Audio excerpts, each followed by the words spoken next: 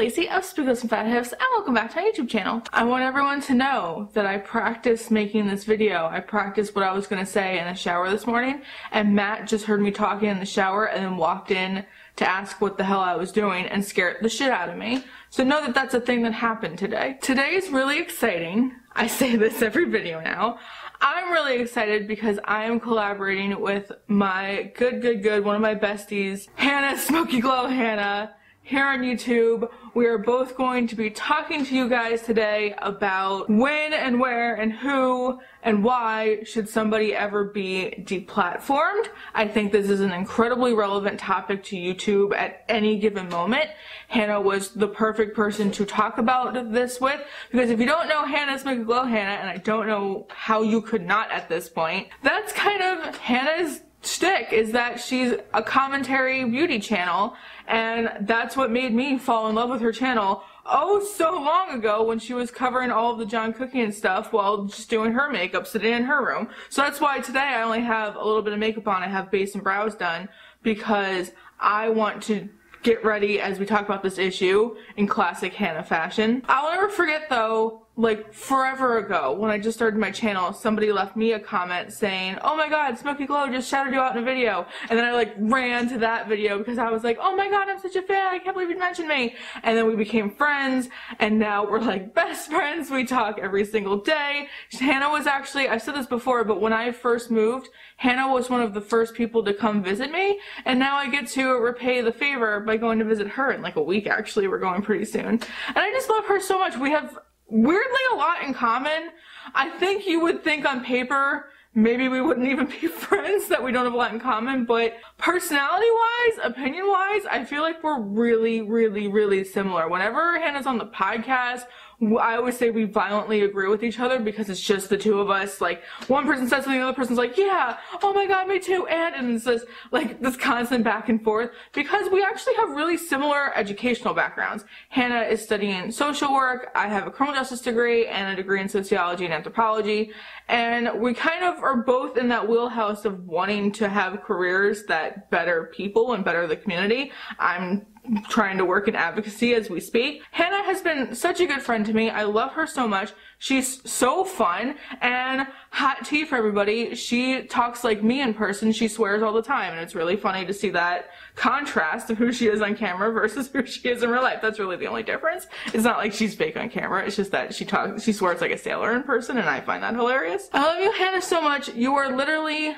who I aspire to be on YouTube. All of the changes I've been trying to make to my channel to just post more and be more active and just take this all more seriously, I have Hannah as an example of what to do. I think she has definitely more than deserved all of the success that she's gotten this year. Out of anybody on this platform, Hannah deserves to have her channel blow up, and I love her so much. I think she's so funny and sweet and just smart, and that's what I look for in my YouTubers, is people with really good, smart, backed opinions. So if you like me for that reason and you haven't checked out Hannah yet, I don't know how you couldn't at this point, but if you haven't, please go check out her channel. Send her all of the love in the world. She deserves it. She's doing Glowmas, which is more than I could ever do. She's posting every day in December. I'm just excited to be a part of it. Thank you so much, Hannah, for being my friend and asking me to collab.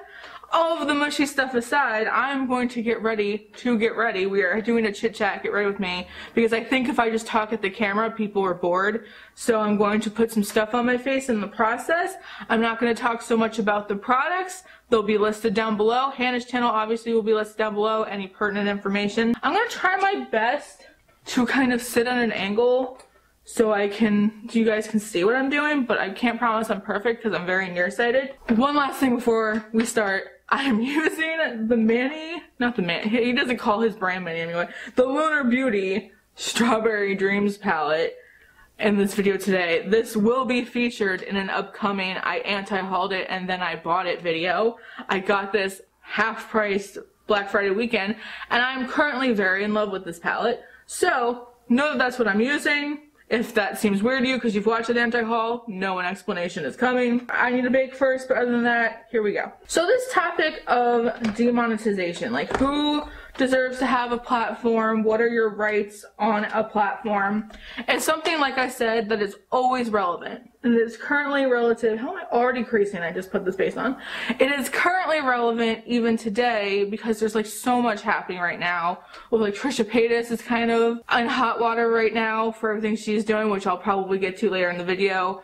Everything with Onion Boy that's been happening. If you don't know who that is, Google it. The COPPA thing that just passed, and I'm going to be very honest, as somebody with a YouTube channel, I don't really fully understand the COPPA thing, but I feel like it doesn't really apply to me because I don't make videos for children.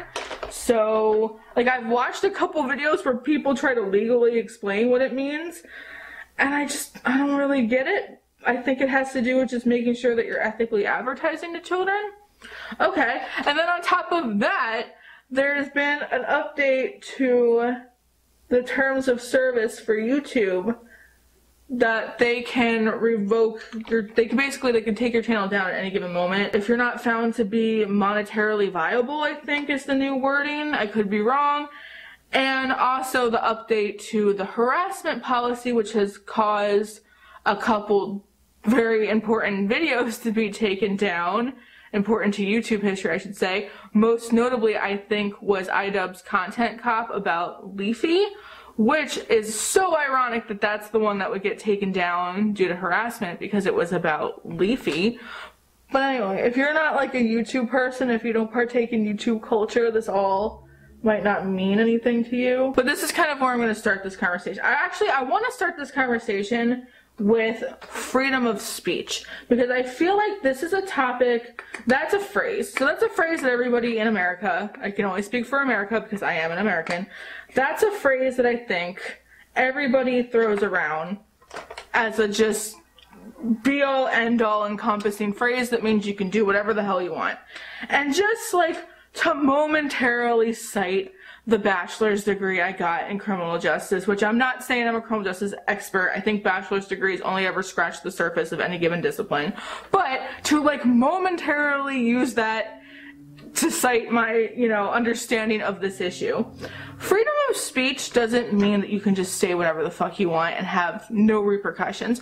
Freedom of speech means that you can say whatever the fuck you want and your government cannot persecute you for it. Doesn't mean that in general in life, you talking like an asshole doesn't have consequences. And it gets more complicated when we're talking about like your employer, school, work, like things like that, religious organizations. Then we're kind of getting into nitty-gritty details. From what I understand, because I was forced to do a lot of case briefs about freedom of speech cases when I was in school, from what I understand, freedom of speech is not protected when it comes to certain degrees of hate speech. So I can get on camera on this platform and say anybody who drinks Pepsi is a moron, Coca-Cola is superior, as an example. I'm obviously making this issue a little light as to not stir any feathers, but go with me on this. I can get on camera and say that. What I cannot do is get on camera and incite violence against Pepsi drinkers because I think it goes against my moral and religious and political and just my beliefs as a human being that Pepsi drinkers should be destroyed. Like, you know what I mean? Like, I can't do that. It's not protected under free speech to call onto acts of violence onto other people or to call illegal actions onto other people. So if I get on my camera and say, hey, maybe don't hurt Pepsi drinkers, but make sure you go vandalize their property. I don't know. Like, that's like, I can't do that. I'm inciting an illegal action with my words. And then I can get in court and a lawyer could argue that it's satire and all this other bullshit that I would probably actually say if this were to be a court case. But my government cannot maybe persecute me for the first thing I said, but they might be able to persecute me for the acts of violence and illegal activities that I called after the fact. Does this make sense? So, because I see this very often where people are like, say something dumb, and then there's a repercussion for the dumb thing they said, and then they yell, freedom of speech, it's my freedom of speech. That doesn't mean that people in your life cannot cause repercussions because of that. It doesn't mean that your employer cannot take an action because of that, that your friends can delete you off their Facebook. Like, I see stupid levels of that of like, you can't get mad at me, this is just my freedom of speech. Yeah, they can. that's a repercussion that can happen. Everything in life has repercussions. Be an adult. So how does this make sense into YouTube? YouTube is... Okay, so here's where already I feel like my opinion on this might ruffle some feathers.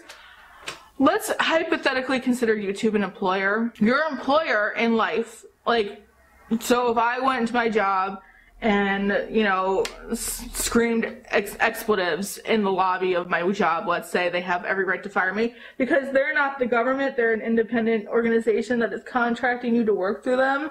So certain levels of speech are not protected at the workplace. Same thing with like schools. If you're a teenager in school, it's kind of your school's rules first in that situation.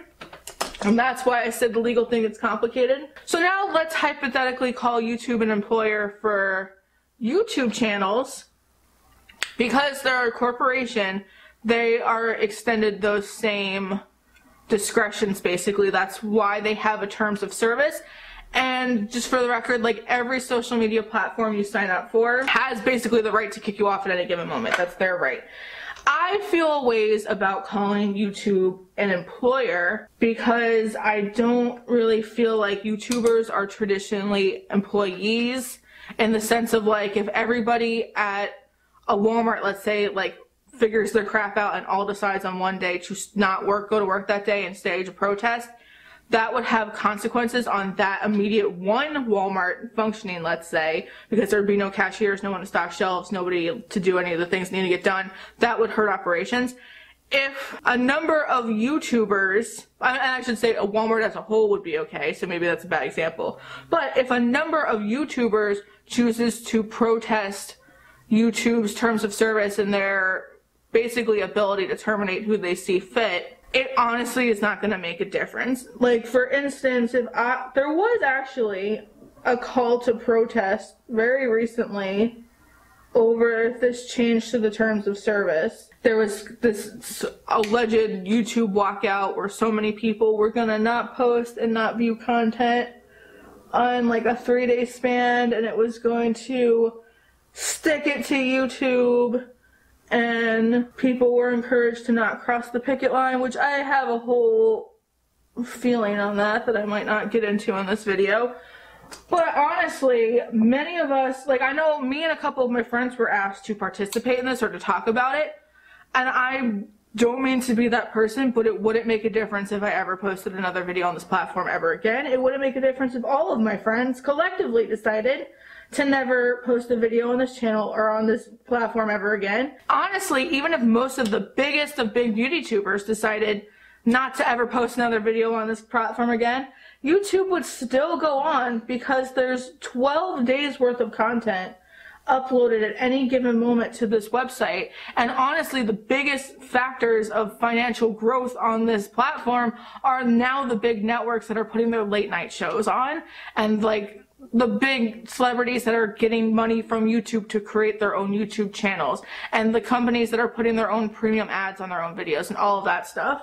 So like, while I can understand in theory why people were upset about this potential to be silenced, this potential to be deplatformed, I don't think it made sense to protest it in a way like that. And unfortunately, until there's another platform that can truly rival YouTube, that can truly rival what YouTube does, with an active comment section, a like and dislike ratio, a way to search for videos, an algorithm that pushes things, that kind of financial backing that Google has to get advertisers, unfortunately, we're all kind of forced to put up with YouTube's rules on who they can or can't deplatform. I think the fear is that people will get deplatformed for just like speaking the truth or like doing certain kinds of commentary channels, because from what I understand, like commentary channels are the ones the most freaked about these changes because they're the ones that tend to be unfairly targeted to begin with, because they always dance those lines of fair use and being copyright striked and like, you know, harassment. That becomes a big gray area now in this new terms of service, is what actually is harassment. In general though, I feel like in my mind there's a big difference between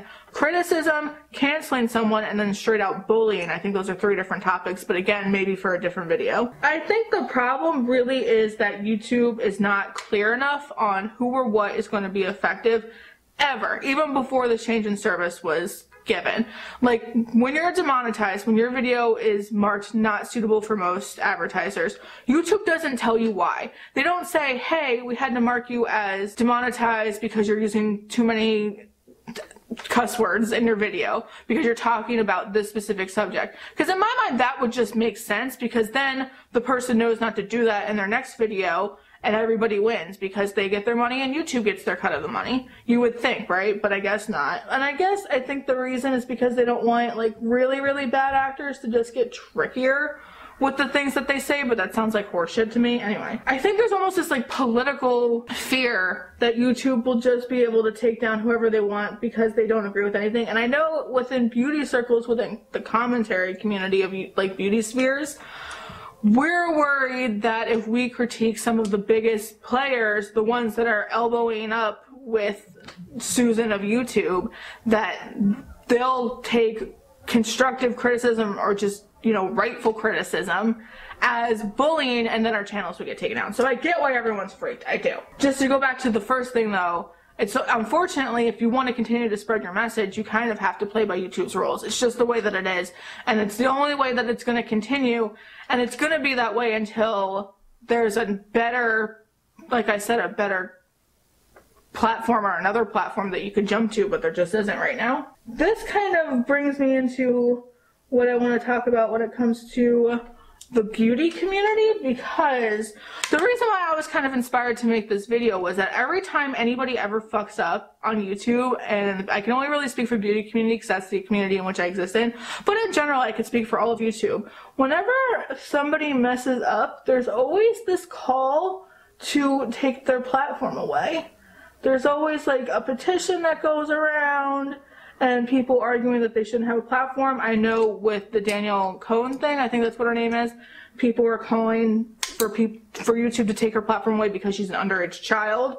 And I think this is really complicated territory. I know people talk about getting rid of family vloggers. I would say that's never going to happen because they make so much money for YouTube, it's laughable. I don't know, this is tricky because truthfully, and I feel like this is going to be a very unpopular opinion, I feel like unless YouTube has a very clear cut, these are the rules, if you break them it's over, which they really don't seem to. My eye look is starting to look like a bruise.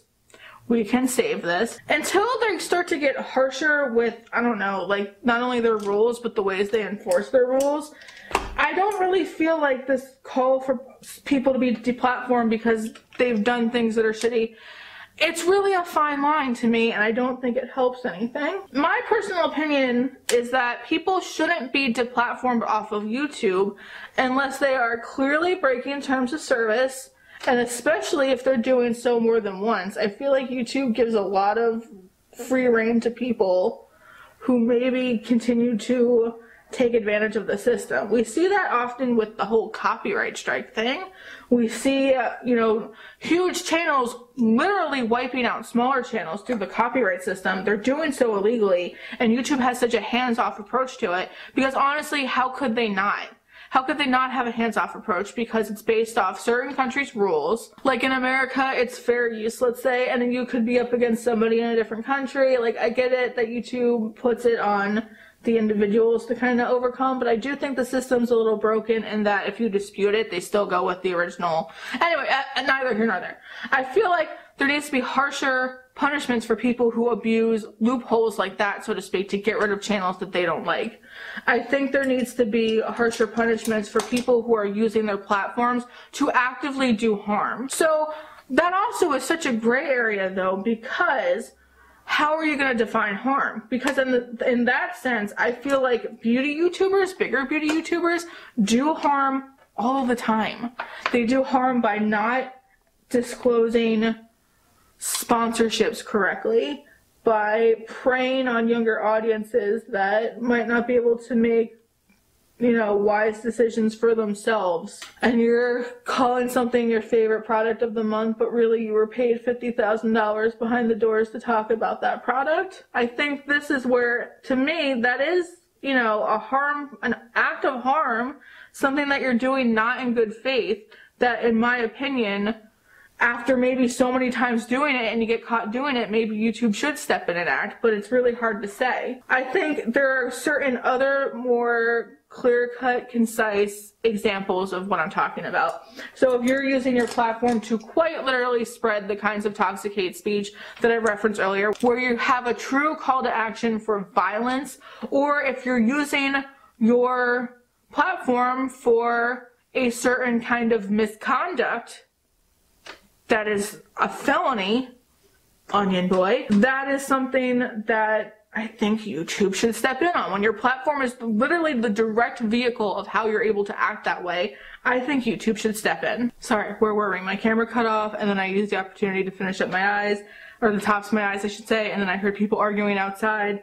What was I saying? Oh yeah, I think YouTube should really only step in when the platform is used to directly facilitate an illegal action. Unfortunately, just because someone's being a douchebag doesn't necessarily mean that their platform should be taken away, and that might be an unpopular opinion. It's your right to be a jerk off, like it really is. Something that I totally forgot to mention during all of this is the idea that awful people might exist on a platform that children may be watching, and whether or not people should be allowed to have platforms because they might be setting an example for young people. I would say in those instances, it is very important for parents to monitor what their children are watching. But hey, what do I know? I don't have any kids. This gets so tricky when we're talking about, you know, that whole argument of criticizing, canceling, or bullying, because I think there are so often instances where people are so deserving of criticism, and I do think there are people who present that information very fairly, and then there are people who use it as an opportunity to bully people for physical attributes or for other things that aren't even relevant to the situation. And unfortunately, all of that is really hard to prove as slander in court. That's another thing that gets thrown around all the time, is that, oh, I'm going to sue you for slander. Slander is so hard to prove in court. I don't know if anybody knows this, because you have to be able to prove that the person slandering you knew that they were spreading false information and knew that they were doing so to harm your business financially. So that's why it's really tricky to prove it on a YouTube basis, basically. My eyes look like straight up bruises, but I'm gonna put liner over it and colorful mascara, and we're gonna forget that it ever happened. I can't do Get Ready With Me. It's because I can't concentrate on my makeup and talk. It's like one or the other. Also, I wanted to talk about how the few instances that YouTube has stepped up and has removed platforms from people who were found typically to be spreading the kinds of hate speech that I'm referring to. Typically, they're political channels, and it strengthens their bases. Like, they become, like, me and Hannah were kind of reflecting ideas about this topic to each other, and we're talking about how instances where people lost their platform on YouTube because of the bullshit they were saying, they became martyrs to their audiences, because it became a topic of, oh my god, they're trying to silence us, and that can strengthen movements, which is scary. So that kind of makes me feel like it's important for YouTube, yes, to step in when they can, especially when their platform, I'm going to say this one more time, is being used to facilitate illegal actions. But I think if you can't prove that, and someone just sucks and is awful, the best thing that we can do is to ignore their existence into obscurity. This is something that we talk about in the beauty community all the time. This is why so many, especially small creators, promote boycotting problematic brands or influencers, or pushing alternatives for certain things to be purchased, certain products, because that's really where it hurts. If people are using their platform for terrible things, if they're making money in the process, because that's a whole other factor. You can monetize being a shitty person on YouTube, and I think that doesn't sit well with a lot of people. But if you want a platform to remain free for most kinds of contents to exist, that's an unfortunate side effect. An unfortunate side effect is there's not always going to be just wonderful people trying to teach you how to do lovely eyeshadow looks with their, you know, kind voices and their kind hearts and their cute little platforms. It's also going to be people who are maybe, you know, talking negatively about your faves in a way that doesn't sit well with you, and saying that there's a right way and a wrong way to do makeup. I'm keeping this very beauty community centric for the sake of like my audience right now and what I typically talk about. And it sucks, but that's the case. If you want it to remain a platform that anybody can use, because that's the appeal of YouTube, is that it's a democratized platform. We always kind of hear that phrase going around. It's a platform that anybody can use. Literally anybody can do this. Anybody can get on camera, put some colorful goo on their face and talk at a camera, you know, like that's available to anybody. I'm just lucky enough that I've amassed a little tiny smidgen of an audience doing so, but anybody can do it. There's no requirements. You make a YouTube profile and it says, hey, you want to upload a video? That's all you got to do. So unfortunately, like I said, there are going to be wonderful people with wonderful intentions who just want to create a community, create dialogues, teach people things, entertain, all of the good stuff about YouTube. And then there's going to be shitty people who have shitty things to say that just want to do shitty things to feel better about themselves or to make a community of other shitty people or be validated in their shitty beliefs and blah, blah, blah. That's different. I don't think that should necessarily be punished, because then it becomes this nitpicky argument of who deserves, you know, who deserves to be able to use this platform or not. And I don't think that's so cut and dry. I think really it comes down to, is YouTube being clear enough about what you can and can't do on this platform? Because I would argue that they're absolutely not. And I would argue that they're really not being clear about who is being targeted when it comes to taking down channels and when it comes to taking down videos and stuff like that. From what I understand, I was watching a political streamer named Vosh. I was watching his take on this whole subject, and from what he explained, they mostly were making this new rule about channels being monetary, like having to be monetizable to, or something like that. It has to do with finances. Like, YouTube reserves the right to get rid of any channels that aren't financially viable. From his understanding, it was because there's so much bandwidth that has to exist to keep this website going that they're going to get rid of, like, basically the spam channels or the channels that aren't contributing anything, because it's in their best interest as the people who have to host all of this. I don't know if that's 100% true, but that made sense the way that he was explaining it. I'm going to do liner and mascara, and then we'll wrap this up. What is the solution? Because I do think in most instances that I've seen people have a call to action for people to be deplatformed, I don't think there's grounds to do it, and that probably makes me sound like a jerk right now. So what is the actual solution when people are not cool on the internet in so many words? One, like I said 1,000 times in this video, I think YouTube needs to be very clear about what is allowed and what isn't, and act on it when appropriate. Going back to the example of Onion Boy, even though YouTube isn't acting on him right now, despite the public outrage for them to do so, Patreon did. Patreon thought that he was in direct violation of their terms and service and cut the account. It's over. So that's a great step forward. I think really, like, people have the right to be assholes on this platform. Like I said, it really comes down to commentary channels, tweets, people bringing awareness, other people speaking up about issues. Those are the people who need to be elevated, that need to have their videos spread, that need to be shared on social media, that need to be protected against false copyright claims, because they're kind of doing the work for all of us. When a commentary channel, not just a drama channel, not just, you know, beauty community, in general, when a commentary channel puts in the work to maybe expose things that aren't okay that are happening on this platform, it gives the public access to that information. Look how my brows are so ridiculous that they're getting caught in my bronzer brush. But it gives people on this platform access to this information. Like, I will give Here for the Tea credit where credit's due. None of us in the beauty community really knew the extent of the undisclosed sponsorship thing until she blew the lid off of it. And I think that's stuff that needs to be celebrated in this community, because it is a democratized platform. Anybody can do it, but also because we're a kind of a public run thing, we have the power to change stuff when we need to change it. So when we hold people accountable, which is why I'm excited to hear what Hannah has to say about this, because that is always her message, holding people accountable. When we hold people accountable for their bullshit, and we affect their views, we affect their finances, we affect their ability to have a platform in the first place, because maybe people just stop watching their videos, let's say, and the algorithm pushes them less, so on and so forth.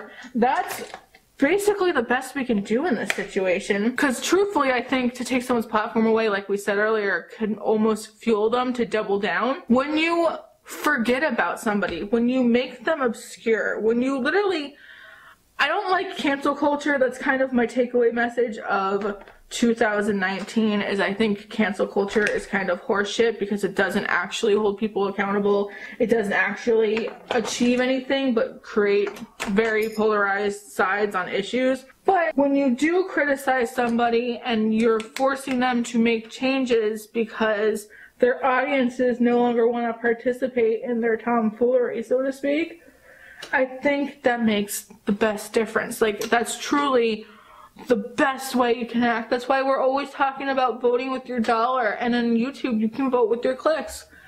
And I think just that's the true way to remove somebody's platform, is to make them so obscure, so not talked about, so not, like, even negative attention sometimes can fuel people who don't deserve it. Pretend that they don't exist. You know, pretend that their videos don't exist. Don't click on them. Don't hate watch them. Don't watch them just to see what bullshit they did this week.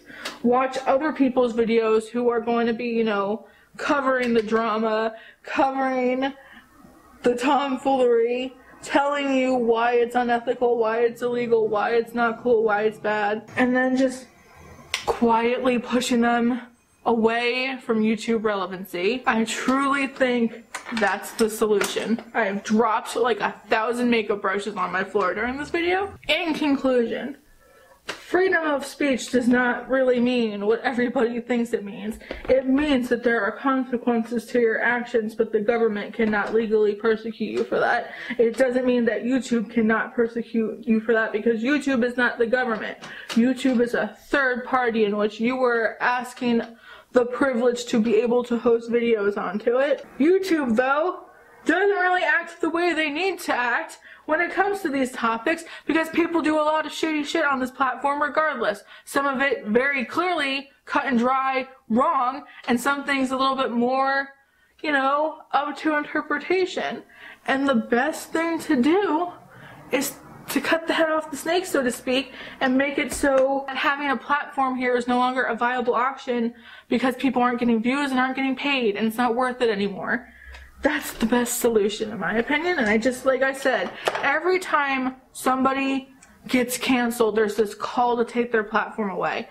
We have the power to do that even if YouTube doesn't, you know what I mean? Like, we as the masses can organize ourselves in a way that spreads information, gets everybody on the same page, and takes people's platforms down without actually physically taking them down, by just making them not relevant anymore. Spreading positive information, spreading the truth, you know, spreading experiences in terms of like the beauty community, shopping experiences, consumer experiences, things like that.